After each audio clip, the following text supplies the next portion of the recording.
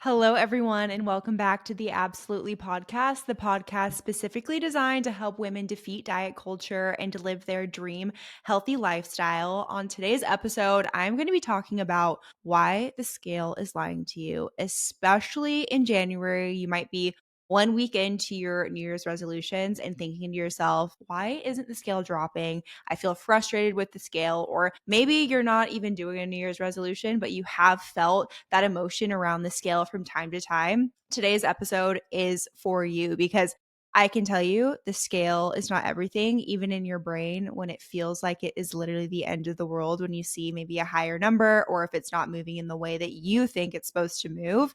I am going to give you some tactics around kind of reframing what the scale can mean for you emotionally and how to track progress in a better, more sustainable manner as well. So we're going to be talking about that today, but also too, like, why doesn't the scale move? What should be a positive or negative indicator when I'm looking at the scale, and like how can that reflect better in my results? So we are going to be going over all of that here today. But first, of course, we're going to go into the highs and the lows of my past week. I am so excited to be going over my life and just the highs and lows of my past couple of weeks because I haven't filmed a podcast episode in a little bit. I know that you all heard podcast episodes. I did take 1 week off unintentionally last week. I got back from my trip and just didn't record, to be honest. And I know that you all probably missed me very much, but I am back and better than ever today and excited to update you on everything that's been going on. So, since I chatted with you, I had my week off of client work, which is always so nice. I mean, I love my job. I love my clients. I love checking in with all of you and everyone that's listening to this too.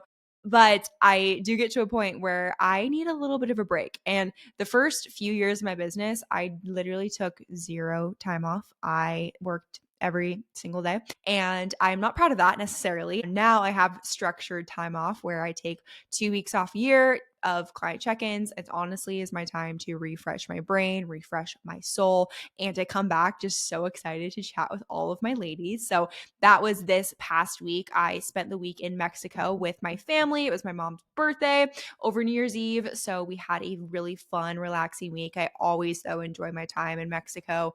I have been there a lot over the past year just because since it's so easy to get to Cabo from Arizona, who would have thought? But I had such a great time. I golfed literally like every single day, spent time in the sun, had too many margaritas. I did rosé all day one of the days and even had a drink called the Carajillo at night. So we roséed all day and then Carajillo at night, and then I couldn't sleep. Now I'm like, yeah, I need to be back and locked into my routine. I am good. I'm done with all the food and the eating out. Like I'm ready to go back to my normalcy. So that's kind of where we're at today. And I'm excited to just continue to be in routine. It feels really good. This last week, I got home on Monday. So that's why I'm including this in today's episode as my high of the week because it was just such a fun time.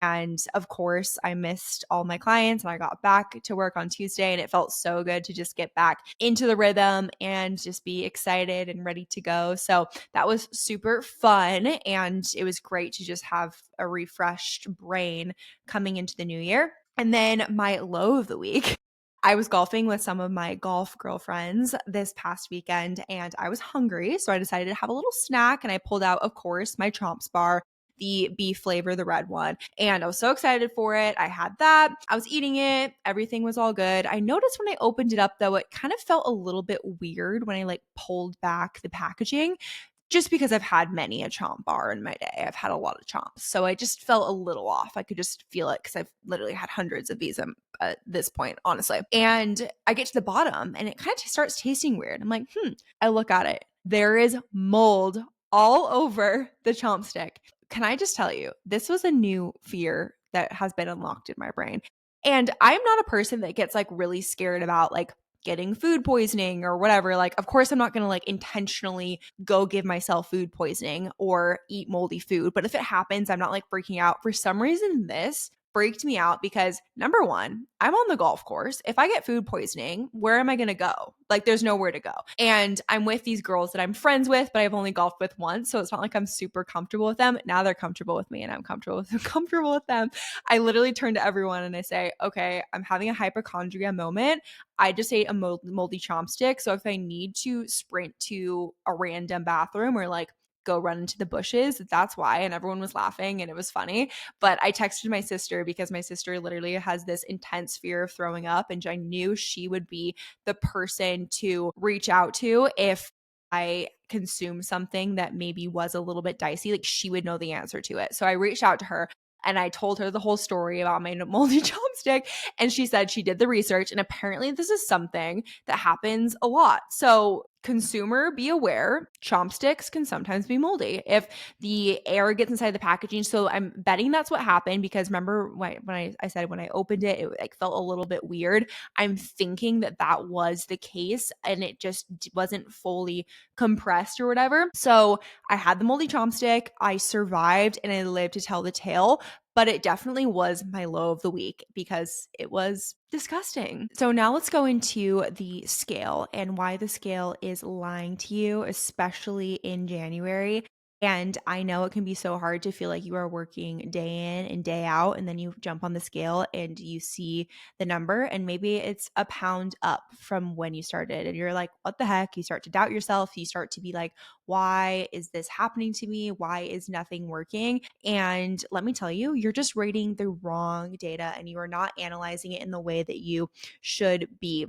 Because when I explain that the scale is lying to you, I want you, especially in the first few weeks of fat loss, to take the scale with a grain of salt and tell you about the things that you actually should be paying attention to that are not scale included. And this episode could actually save your fitness journey. It could completely save your progress as well. And I'm hoping that that is the case there. So let's talk about what this scale actually measures. And when you think about any sort of scale, whether you are hopping on the scale or whether you put your dog on the scale or you put some sort of inanimate object like your air fryer on the scale, the only thing it's measuring is the weight on the scale. It doesn't know your body fat. It doesn't know what's on the scale. It doesn't know literally anything. Yet we put so much emotion into the scale that doesn't have to be there. And I think if you think about it as literally just an inanimate and animate if you think about it as literally just an inanimate object, like it is totally a different frame of mindset. The scale is not here saying like you're a certain way, you're overweight. Like the scale literally doesn't know anything except for the fact that something is on top of it. It is measuring all these different things. It's measuring your water, the food in your system, glycogen, inflammation, hormonal fluctuation, sodium intake. And when it comes to fat loss, like fat loss is slow and it should be slow. If it's fast, you are at risk of hormonal and metabolic damage. You're at risk of gaining the fat back. And of course, like you don't want that. And so fat loss should be slow. It should be something that is a slow and methodical process. And I think a lot of us forget that, especially in the day and age of Ozempic and these quick fixes. It can feel like your fat loss is moving at a snail's pace, when in reality, half a pound to 1 pound per week of body fat loss is completely healthy, safe, and normal. That is actually what I shoot for myself and for all of my clients. When you get up to 2, 3, 4 pounds a week, hey, I've seen some crazy stuff out there lately. That's where you get to the risk of losing muscle mass, hormonal dysregulation, metabolic dysfunction, and you're not going to feel very good. You're probably going to feel very restricted, low energy, and all of those things that you don't want. Whereas if you lose weight in a sustainable way, losing it at half a pound to 1 pound per week, you're going to feel a lot better. You're going to have way better long-term results, and you're actually going to be able to keep the weight off for good. And you know what? Like you can be losing body fat and gaining muscle at the same time, and the scale isn't going to reflect that. And sometimes it can even increase in the short term, which leads you to be like, what is going on? I am quitting this, because you think that the scale is pretty much your only reliable, because you think that the scale is your only way of measuring progress. And that does not mean that nothing is happening, especially if the scale is going up a little bit, but maybe other things are looking better. It does not mean that you should quit or you should be doing something differently. The scale and why it is very unreliable, especially in January. January is basically the perfect storm for misleading scale fluctuations, which can cause people to quit or even throw in the towel all the way until the following January. And that does not have to be the case, especially if you know why the scale is fluctuating and what things are influencing the scales. The first thing we're going to be talking about is increasing carbohydrates. What happens when people start their New Year's resolutions and they want to be healthier and eat healthier is a lot of times they are eating foods and they're eating healthy, which is great. But what can happen is that those increased carbohydrates are adding a little bit of what's called glycogen to your system, and glycogen holds onto a little bit of water. Now, glycogen and water in your system is not bad. It's not fat gain, but it will show up on the scale, which a lot of people will start to eat healthier. They might see that water retention and be like, what is happening? I am gaining weight. When in reality, you're just eating healthier. You're eating healthy carbs, hopefully, in that case, and you are retaining onto a little bit of healthy water weight. And this is necessary. This actually makes you look better when you have healthy water weight on you that is being stored in your muscles as glycogen. Your muscles actually look better. You'll probably feel tighter. You'll probably feel more toned. And guess what? The scale might be up a little bit. And this is not fat gain. Again, I cannot reiterate that enough. I can't even tell you how many clients have come to me and been like, Abby, the scale is up 1 pound, but I'm eating healthier. That's why you might be eating more carbs and it's actually good for you. And like you need to be doing that. But that also causes the scale to go up slightly. So we just have to kind of keep that into consideration. Another thing a lot of people do come New Year's is they start a new workout plan. And what happens when you start a new workout plan is you're probably going to be sore, you're probably going to be inflamed. And you know what that soreness and inflammation causes in your body? It causes the scale to go up, which water retention. So new workouts are going to lead to new damage. Of course, if you're working out muscle groups that maybe haven't been touched in years, of course, your body is going to hold on to some extra inflammation from that. And this is temporary. This can cause those slower scale movement. So again, when you're looking at the scale, when you're using the scale as the only form of progress for you, it can feel really scary, especially when the scale is going up and you are working out and you're like, well, I'm doing these workouts. Why is the scale going up? Honestly, being consistent in the gym can cause the trend of the scale to go up, especially at first, just because you're building muscle, that inflammation from training your body's not used to, and then it will go back down. But a lot of people get so freaked out by the scale that they panic and they're like, I can't work out. I don't want to do this. I don't want to eat healthy because I'm just putting body fat on. When in reality, the scale is going up because of all these healthy things, not because you're not making progress. The best thing that you can do for soreness and inflammation when you're working out is to make sure you're eating enough protein. Hydration is going to be key as well. I would say that those two are very, very important. And then, of course, rest and recovery, making sure you're getting enough sleep at night. That will also really help with making sure your inflammation is kept at bay. The third thing is stress and cortisol. When we start a new workout plan, when we start a new stressful diet, or even the beginning of the year, just career wise for a lot of people, can be very stressful. Maybe your kids are starting a new sport, they're doing something different. Like that added stress can also add weight onto the scale because when we're stressed, we hold onto more water. Some people tend to react a little bit differently to this. Some people hold on to more water, some people hold on to less water, but nonetheless, stress is going to cause water retention. So whether it's a new workout, a new schedule, that is going to cause that. And so we really have to keep that into consideration that stress causes water retention. And again, it is not fat gain. The next thing is digestive changes. So having more protein, having more fiber, having more carbs, it can kind of cause a little bit of digestion changes, especially if you incorporate these things at first. I find that a lot of people like to go pretty extreme right out of the gun. So they might be having a ton more fiber, a ton more protein. And when our body isn't slowly acclimating to this,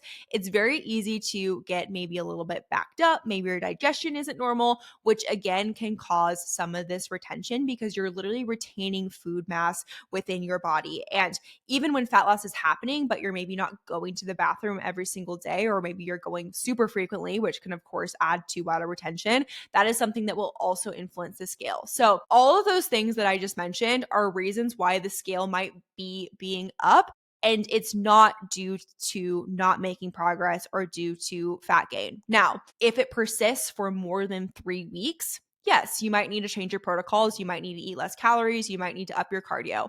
But if it's just for a couple of weeks starting out in January, like right now, I'm recording this on January 12th. This is like the perfect amount of time where people have been at their New Year's resolutions for long enough where they're like, hey, I am not seeing any progress. And it might be because you're not seeing scale progress due to these reasons that I just talked about a second ago. Okay. The biggest mistakes people make when it comes to the scale. Number one is weighing in daily and being extremely emotional with these weigh-ins. So I don't think daily weigh-ins are bad. I actually love daily weigh-ins and I recommend them for most of my clients. I weigh in daily, but the key to weighing in daily is to see it purely as data. Weighing in daily is data and data only. It should not be emotionally driven. If you get on the scale and it ruins the rest of your day, I would for sure put yourself in scale jail for at least a second to recoup and to reflect as well on like why that is affecting you so much. I know the scale can be scary, and don't get me wrong, I have been there. I've gotten on the scale and been like, dang it, like I do not like that number. Like we have all been there, but if we can see it more so as data and less of an emotional thing, that is going to help really well. So when a client gets on the scale and they panic and they text me and they're like, I'm a pound up, what I like to do is turn the question around on them. And I do the same thing when I hop on the scale myself and I see a higher number. I ask myself, what was the day prior like? And I have a little bit of a mental checklist I go through. Did I go to the bathroom yesterday? Am I on my cycle? Did I have a hard training day? Did I get my water in? Did I eat something normally that I don't typically have? Did I have more sodium? Did I go out to eat? Am I more stressed? If the answer is yes to any of those, or I guess no to some of those, like going to the bathroom, then you cannot be mad at yourself for the scale going up. It is literally kind of like a throw out number. And so I really want you to think about that the next time you get on the scale of it's not judging your body fat. It's not judging how much fat you lost, what your body composition is. It is purely judging what you're putting on top of it. So if you had a day where you didn't go to the bathroom or you are going to have your cycle soon, those things are all contributing to that water retention, and it's something you cannot get emotional about. If you want the scale to not go down, the first thing that you should do is stress out about the scale, because stress is just going to add more water retention to your body. So if you can eliminate some of that stress and just look at the scale as like, it's purely just a number, it's just data. And I like to compare weekly averages. So not comparing weekly averages is definitely a mistake a lot of people make when it comes to the scale, because they're looking at the scale from like a moment in time, like the day that they wake up and they weigh in and they're like, freaking out, why is the scale up? But what they're not saying is that the daily average weekly weigh-in, if you average them for the whole rest of the week, is actually lower than the prior week. That is awesome. If you're looking at a graph and the trend line down over the past few months is going down, that is considered a win. But in the moment, especially when you have an outlier number that's maybe 2-3 pounds up than you're used to, it can feel really scary. And that is why it's so important to zoom out, look at your averages, and notice trends on when your scale is going up and down. For instance, I know the week before my cycle, my weight is up 2 to 3 pounds. I know when I hit a heavy leg day, the next day, the scale is going to be up 1 to 1.5 pounds. I know if I don't go to the bathroom for a couple of days, the scale is going to be up 1 to 2 pounds. If you can recognize some of these trends within yourself, it is so freeing because you don't need to be scared of the scale, because it's just data and it doesn't know anything about you. And that is really all I have to say on that subject.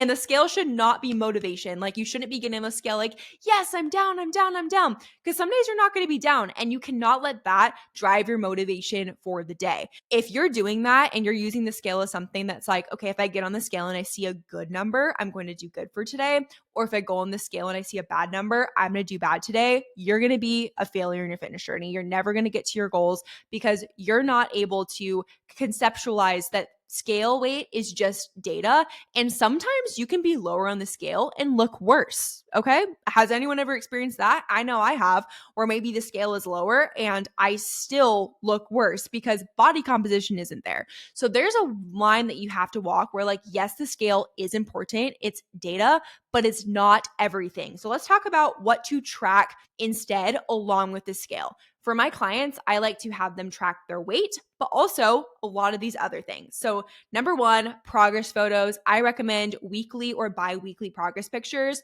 front, back, side, in a bathing suit, good lighting with a tripod. Or I like to actually, this is a life hack, put my phone on like a table or something and then do video, and then you can screenshot the video. That's what I did when I had a coach for a long time. So, that's definitely a pro hack there. But you want to make sure you're tracking progress photos. I know that people hate progress photos and they can be very uncomfortable, but I promise you, you will be so happy that you have them, especially when you look back and you're like, oh my gosh, I have made so much progress forward in the right direction. Even if the scale hasn't moved necessarily, I have had this happen to so many clients where maybe the scale hasn't moved a ton or maybe like 5 pounds or whatever, but their progress photos look completely different in the best way possible. So I definitely recommend tracking progress photos. Measurements are another way to track. Of course, we've heard people like losing inches. That's also a great way to track your body composition because muscle, of course, takes up less room than body fat. So you might be gaining a pound of muscle on the scale, but that same pound of body fat takes up more mass in your body. So a pound of muscle and a loss in your body fat is going to, yes, like equate on the scale the same amount, but you're going to look a ton better. So definitely recommend taking measurements. The tape doesn't lie, the weight, the scale does. Also, strength and performance. Having performance-based goals is a great way to not only start looking better, but not be focusing so much on how you're looking physically because you're just focusing on getting stronger in the gym, maybe running or whatever. Alexa, stop. So that's a good way to look at it too, is like, how can I get stronger in this lift? How can I make sure that I'm lifting heavier week after week, progressive overload? I personally love to look at my app. I have the same app I do for my clients. And if I'm not lifting heavier than I did the prior week, I consider that a fail of a lift. Like I want to lift heavier than I did the past week. And that's a great way to progress too. And what you'll find is that you're not focusing on the scale. You're not focusing on how your body looks. You're purely just focusing on strength, and you end up looking a lot better. And that's awesome. And it's also a way less stressful way to track progress that's not so like vain and focused on how you look. Another way is to focus on how your clothes fit. How are those jeans fitting that maybe didn't fit you in the last year? How's that swimsuit fitting that didn't fit you a few months ago? I love putting clothes on and realizing like, wow, I look a ton better now than I did a little bit ago. Like that's a really great way to measure and to, especially if you don't want to do all of these. I don't recommend doing all of these. I think that having one or two along with the scale is a really great thing. Progress photos, honestly, progress photos and scale are my preferred method and what I have all my clients do. And then a lot of clients just accidentally will try on a pair of jeans that they maybe haven't fit in a while, right? That's like a kind of a good little check from, time to time. And also too, like energy, mood, biofeedback, digestion. If your biofeedback is improving, meaning your digestion is improving, your sleep's improving, your libido's improving, your mood's improving, your energy's improving, those are all great forms of feedback too. It means that you're fueling your body properly. It means that you're exercising, you're hydrating, you're sleeping, you're doing all of these things that your body really loves and needs in order to function and thrive. And so if those things are getting better, I have all of my clients track this every single week, by the way. And I want to make sure, like, not only are you looking good, but how's your quality of life? Like, are you able to show up as the best mom as possible, the best person in your job as possible? Like, I want you to feel so good, not only from the outside, but also the inside, because you could be at your dream body. I've seen this from so many people and like maybe be at a super lean state, but like you feel miserable and maybe you feel restricted or you're starving all the time. And like you don't want to be in that position either. So measuring progress physically is important, but also measuring it internally and how you're feeling and how your menstrual cycle is and all of that stuff is very, very important as well. So let's kind of circle back to how to use the scale correctly. I already kind of talked a little bit about the weekly averages, but if you're going to weigh in, we want to make sure you're weighing in without sabotaging yourself and using it as an emotional tool that's going to lead you back toward bad and destructive habits. So the first option you have is doing the weekly average, which is what I prefer. And I know it's a little bit of math, but if you're savvy with Excel spreadsheets or hey, ChatGPT will give you the weekly average easily. Weigh in, I would say at least 3 to 5 times per week, if not 7. I like to do it every single day if I remember. That way I can really get a clear view of the average. Because think about it. If you weigh in every Monday and you're only weighing in Mondays, and maybe one Monday you're 151, the next Monday you're 152, and you panic and you're like, why am I not seeing results? But what you didn't see is that on Wednesday, you hit a new low weigh-in of 148. But you wouldn't have seen that if you weren't weighing in regularly. So that's the reason why I like the weekly average. And then what you do is you take the average, you compare it week to week. If the number is decreasing, which if you're doing the right things, it will be, that is a really good sign that you should continue on and make sure that you are continuing to lose body fat. So that's a really great way to look at it. Another thing you could do is once a week. If it does really wreck your mindset, you could do once a week, but you have to remember that you don't see the highs and lows. So you really don't see the full picture. And I really do find that the people that do the once per week method, they do tend to get pretty emotional about it because they don't see the lows and they don't see the highs. So you don't really understand, and they don't really learn about that relationship with the scale and being able to fine tune it for themselves. So never change your plan though based on less than 2 to 3 weeks of data. Like if your weekly averages are the same for 2-3 weeks, then make a change.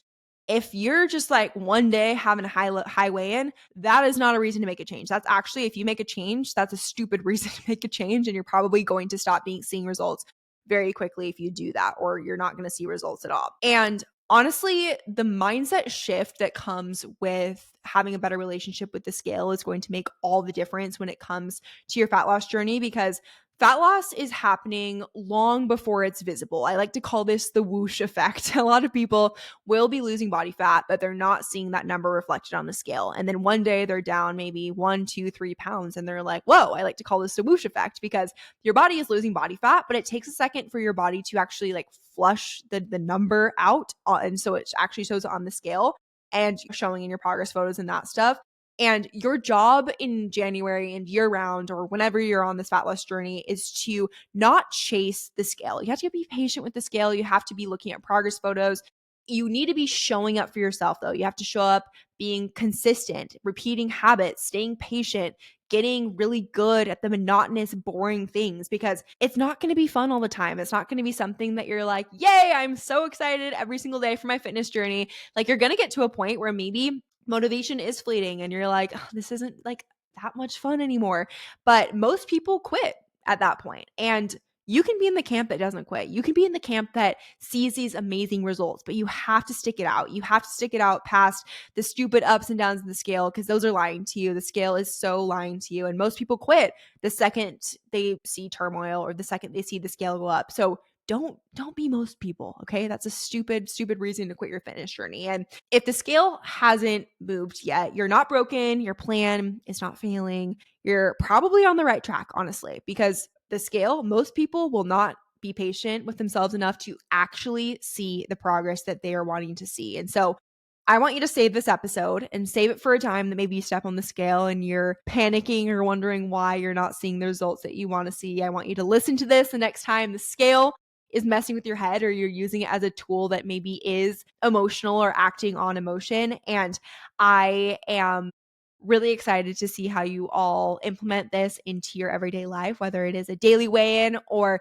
doing a weekly progress photo measurement, or even just weighing in and being like, F it. It doesn't matter what the scale says. Of course, you want the data to be going downwards, especially if you're losing body fat, but it's only a part of the equations. Make sure to like, comment, subscribe, rate, and review this podcast, whatever platform you're on. And I will see you all next week. Bye.